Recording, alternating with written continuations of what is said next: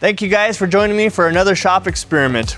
We're gonna test this vise out, hopefully break it and see how much it clamps.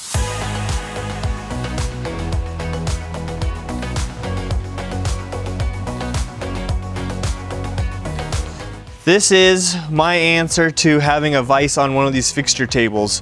I like having a vise as close to whatever I'm working on as possible. And if I'm on this table, I want a vise right here. That means I'm not running around the shop. This is just a 4-inch small vise we sell on the website, but we made some changes to it to make it more universal for somebody that has a fixture table like this. Most of the vices you purchase don't have a proper square bolt pattern, where these bolt pattern that the vise has on the base is on a 2-inch grid. So you can remove it, position it anywhere you want with relatively ease. I know that's one of the benefits to having a fixture table is just you want to be able to move stuff around. So because of the bolt pattern, I can put it anywhere I want to clamp and hold, doing whatever I want to do. I like it because it's also light. I don't want some big gigantic, big heavy thing that I got to be moving around all the time. So this 4-inch vise is just perfect for that. That's why you guys see me use it on the end of my table all the time. If you have a Build Pro table, you can use the ball lock bolts, or any others, you can just use a 5/8 bolt and bolt it straight down to your table. I'll show you the vise measures 4 inches across the jaws, and then it'll open up to 6 inches, which is actually pretty good for this little vise.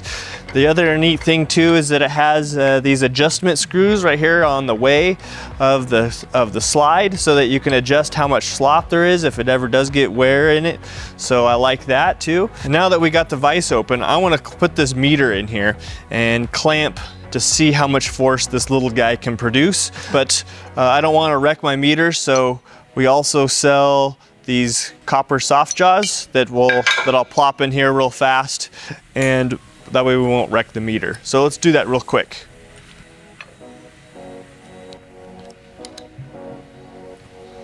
Okay, we got the soft jaws all installed. Let's put the squeeze on this baby.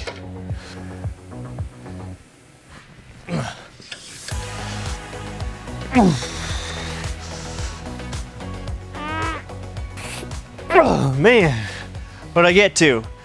Wow, 2,165 kilograms. That's pretty spectacular. What's 2,155 kilograms to pounds? It's 4,750.96 pounds. Whoa, 4,750.96 pounds. That's a lot. That's 2.5 tons. That's pretty crazy. It's a lot of force for this little guy. This is what I'm talking about. Where's my safety glasses? Here. Face shield on. Much better. Ready? Woo!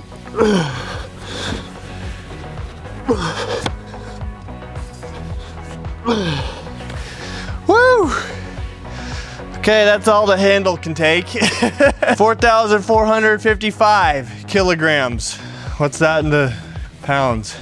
That would be 9,795.14 pounds. Look at look at it bowing. It's still holding together. Let me cut this handle off and let me make something that's a little more suited for this project. So let's do that. Okay, round 2. We got a little attachment on here. We got it bolted, through bolted with this big piece of bar on here. So we are gonna break this baby, I have no doubt. Let's see what this baby can do. Let's see if I can get out of the way.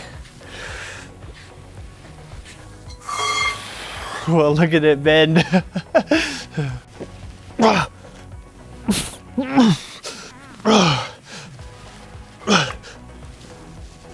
Oh, something's gave. I heard it. Oh, I heard it right there. We got a failure. Let's just keep going and see if we can break it off.